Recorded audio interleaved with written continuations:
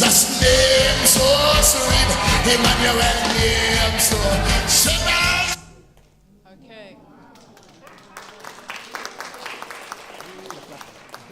And you know I could have played that for a bit longer, but quick question first. Who was there on that night when Donnie McClurkin came? Thank you for those hands. Noel, you were there?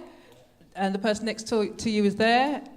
And maybe you can bring us up to date, Noel, in terms of what was happening at that event. Were you playing music that day? No, I wasn't. I was just guessing it. Okay, all right. What was the vibes like? What was the... Absolutely Amazing, amazing. okay. It was amazing just to see our song being sung. Mm. And something that we don't think is anything just come alive. Absolutely. So that was the most amazing thing. Absolutely. So thank you for that. So why is that a problem? Before I go on now, just to talk about my research and why I think that's a problem. Why is that a problem? An African American coming on British soil, singing songs, as I mentioned before, that was the repertoire, if you like, of our congregational worship. That was our hymnody, these old-time choruses. Why might that be a problem? Or is that okay? Is that all right? Well, it was, if you like, a really inspirational moment for me. I had already started my research when this had he came to do his recording. But I went on to do my research because what I was realizing was, there I am on a Sunday afternoon playing this fantastic music, black gospel music. Very rarely am I playing British gospel music, but it was American. And it was an American narrative that we were using, appropriating for ourselves. And yes, we have the same or similar experience of enslavement, racism, but on a British context, can we really be telling the American story for our own experience?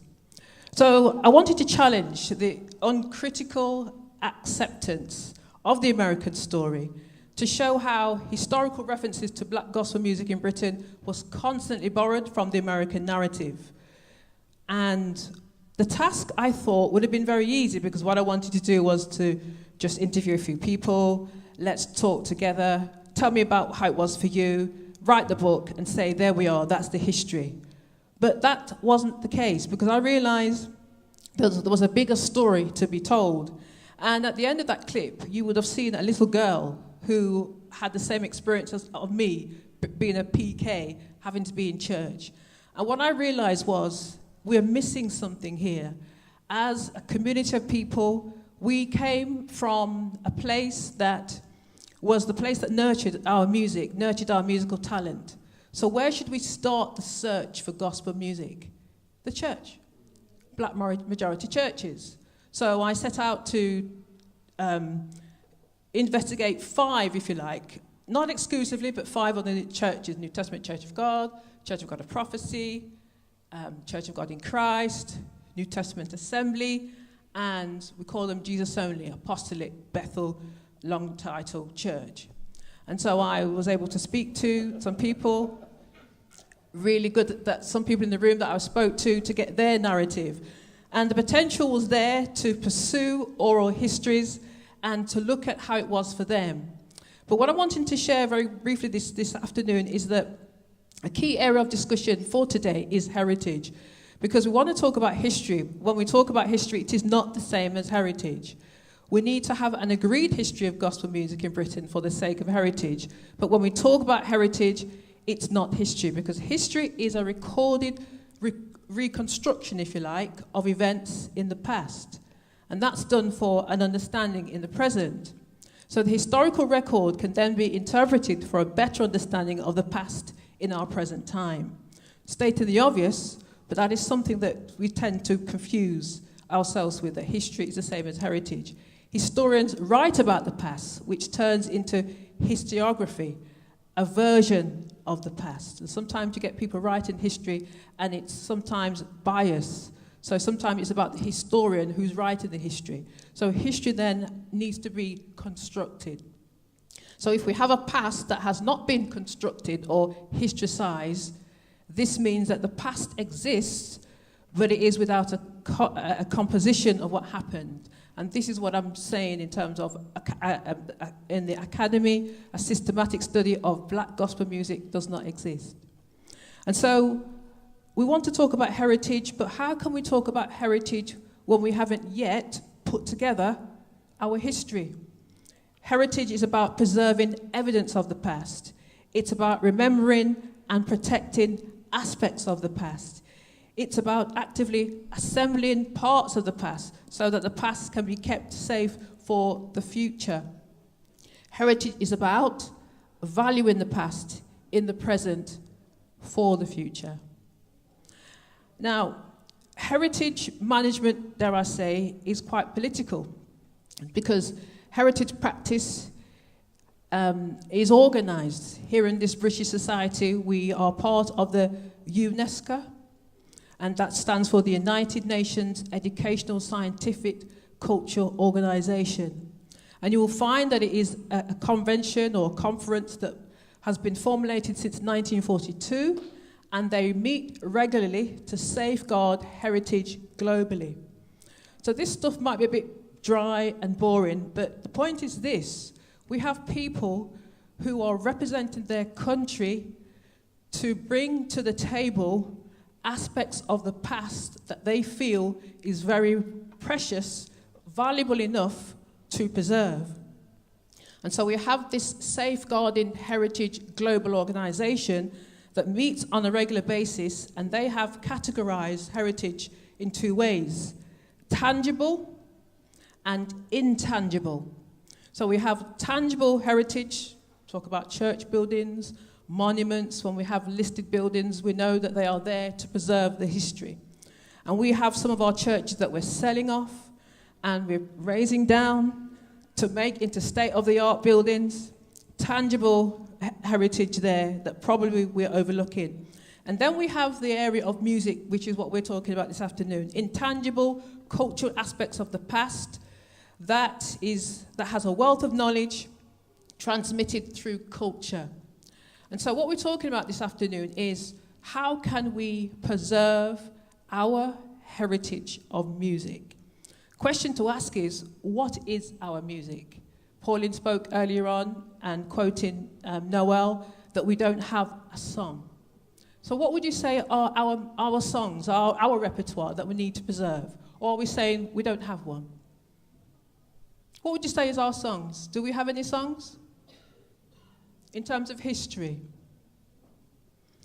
What would you say about the old-time choruses? Do they belong to us or they are somebody else's?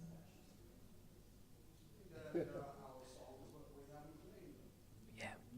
Mm-hmm.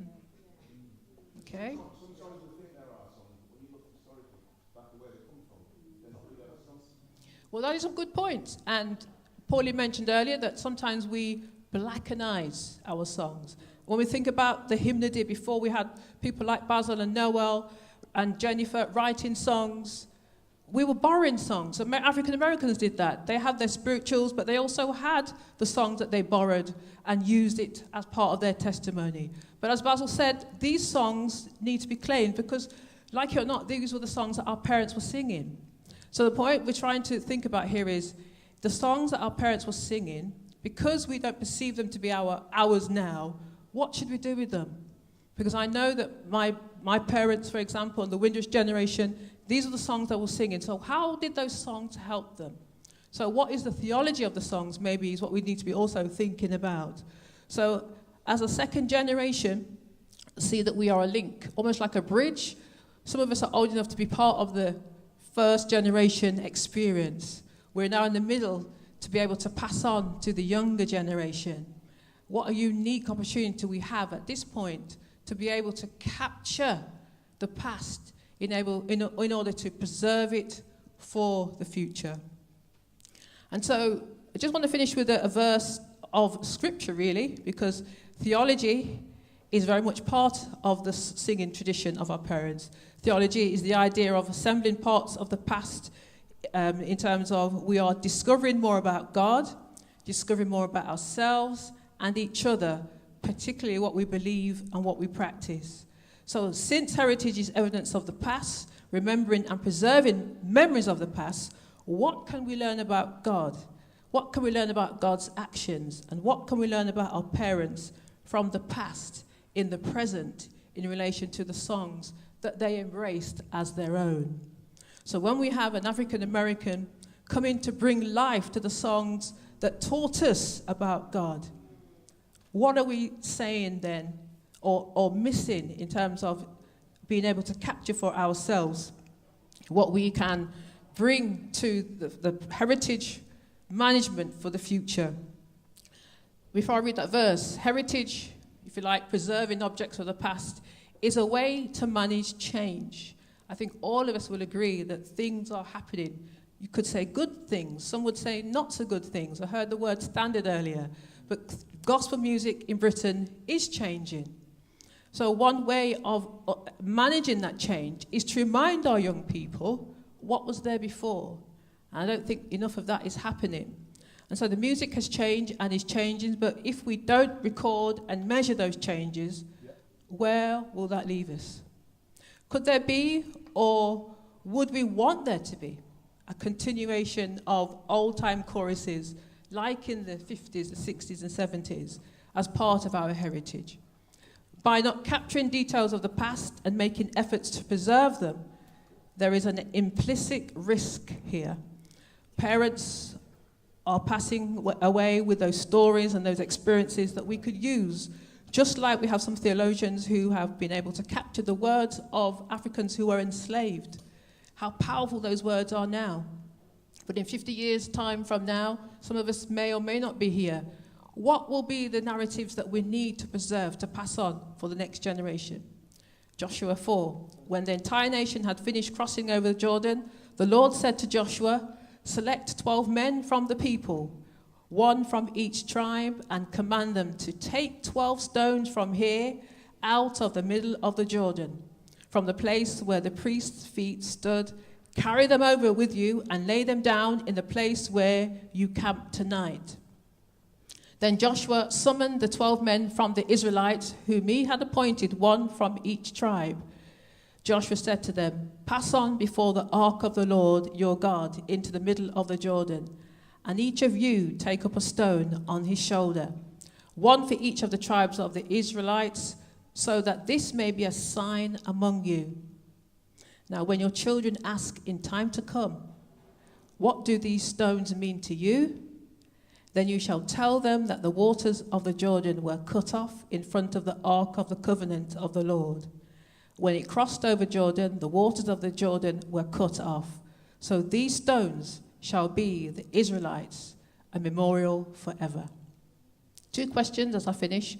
What will be the evidence of signs of God? What will be the evidence of God's sign in terms of God's work in the lives of the Windrush generation that could be left as stones for future generations?